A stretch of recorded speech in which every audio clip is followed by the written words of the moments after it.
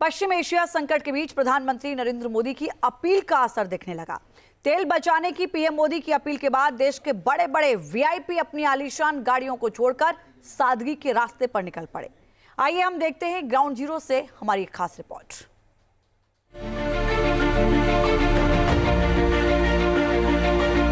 PM Modi की एक appeal और देश भर में शुरू हो गई तेल बचाने की मुहिम।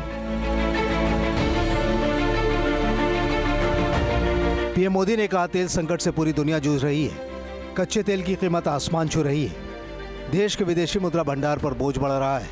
इसीलिए देशवासियों को तेल बचाने के लिए संकल्प लेना होगा।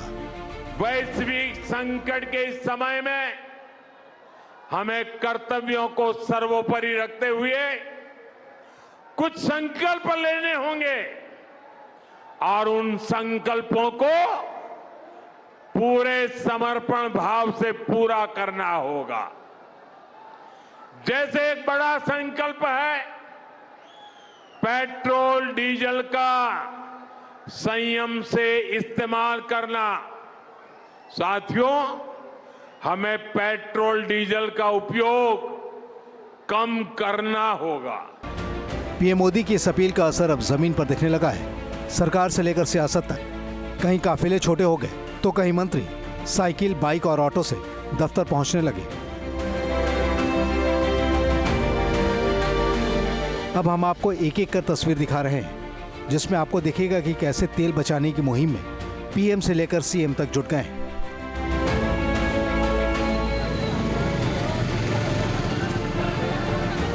पीएम मोदी ने सिर्फ अपील नहीं की, बल्कि खुद भी उसी राह पर चल पड़े। दिल्ली की सड़कों पर पीएम का जो काफिला कभी दर्जन भर सुरक्षा वाहनों से घिरा रहता था, वहां अब केवल 2 गाड़ियां नजर आईं। एसपीजी प्रोटोकॉल को बरकरार रखते हुए गैर जरूरी गाड़ियों को हटाकर पीएम ने संदेश दिया कि बचत की शुरुआत शीर्ष से होती है।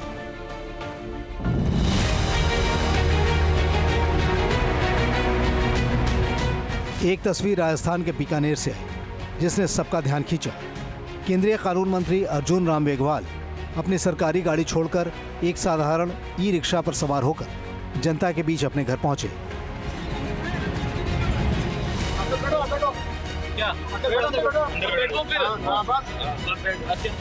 बीकानेर स्टेशन पर उतरने के बाद लग्जरी गाड़ियों के काफिले को छोड़ मंत्री मेघवाल सीधे ई रिक्शा में सवार हो गए। स्टेशन से अपने निवास तक का सफर इसी सार्वजनिक परिवहन से तय किया।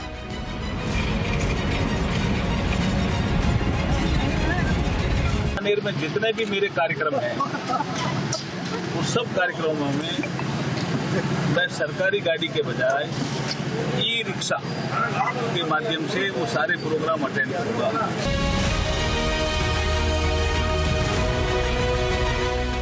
मुंबई के भारी ट्रैफिक और वीआईपी कल्चर के बीच महाराष्ट्र के सीएम देवेंद्र फडणवीस एक अलग अंदाज में दिखे। वे अपनी लग्जरी गाड़ियों को छोड़कर बुलेट पर सवार होकर विधान भवन पहुंचे।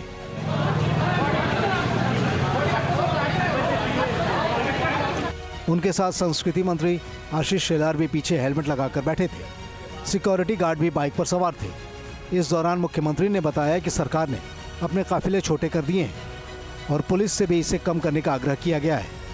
सीएम फडणवीस ने मंत्रियों और अधिकारियों को ऑनलाइन बैठक करने को कहा है।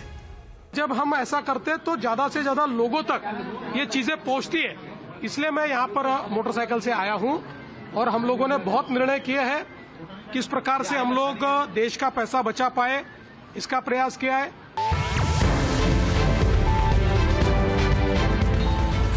महाराष्ट्र के कैबिनेट मंत्री नीतीश राणे ने भी पीएम की अपील को जमीन पर उतारा। वे पैदल चलकर मंत्रालय पहुंचे। उनका कहना था कि पैदल चलना न केवल देश का तेल बचाना है, बल्कि ये सेहत के लिए भी एक बेहतर विकल्प है।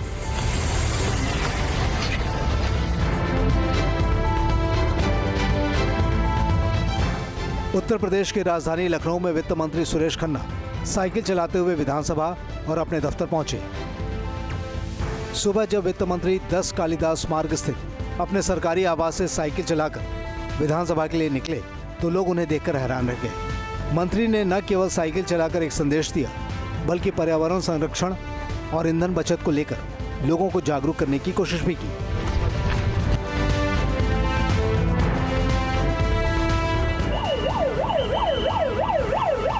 पीएम मोदी की अपील का असर ये हुआ कि हरियाणा के सीएम नायब सिंह सैनी का काफिला भी छोटा हो गया।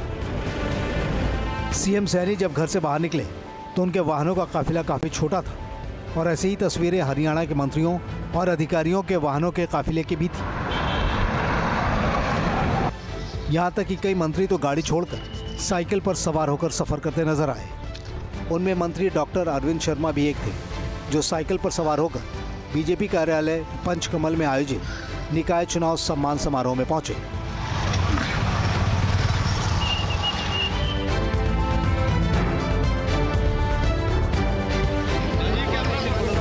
ये तस्वीरें भी आपको हैरान कर सकती हैं।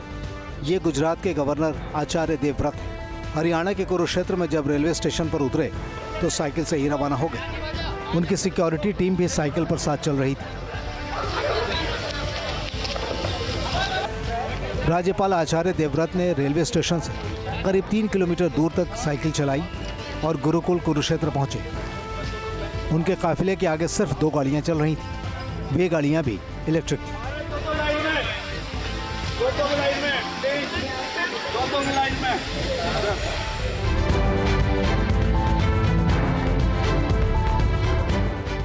दिल्ली की मुख्यमंत्री रेखा गुप्ता ने भी पीएम मोदी की अपील को जमीन पर उतार दिया है। उन्होंने अपने काफिले को 60% तक कम कर दिया है। अब मुख्यमंत्री के काफिले में केवल 4 गाड़ियां हैं, जिनमें से 2 इलेक्ट्रिक हैं।